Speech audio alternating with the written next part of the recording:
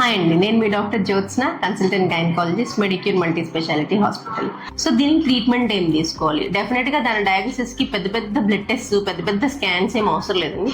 Simple మేము ఎగ్జామినేషన్తో main సిమ్టమాటిక్కే చెప్తాం. పేషెంట్సే మాకు వచ్చి చెప్తారు దాని డయాగ్నోసిస్.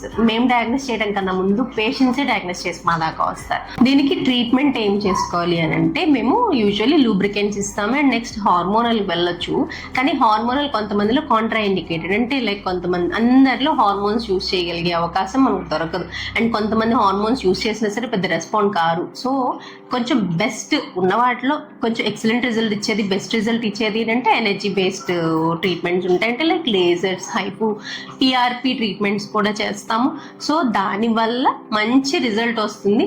అది క్రానిక్గా వస్తాయండి, ఇవన్నీ అక్యూట్ కాదంటే ఈ రోజు ఏమైనా దెబ్బ తగిలితే ఈ రోజే మనకి దెబ్బ కనిపించినట్టు ఉండవు ఇవి. అంతకుముందు ఎప్పుడో జరిగిన ట్రామా లేదా ఏజ్ వైజ్ ఎట్లా మనకి డేస్ పడుతుందో ట్రీట్మెంట్ కూడా దాన్ని బట్టి రెస్పాండ్ అవుతారనమాట వాళ్ళు. సో దీంతో ఎక్సలెంట్ రిజల్ట్స్ ఉంటాయి మనకి. ఇవి చేయించుకొని చాలా ఉపశమనం ఫీల్ అవుతారు వాళ్ళు. కాకపోతే కొంచెం ఎర్లీగా వస్తే ఈజీగా ఉంటుంది ట్రీట్మెంట్, రిజల్ట్ బెటర్గా ఉంటుంది.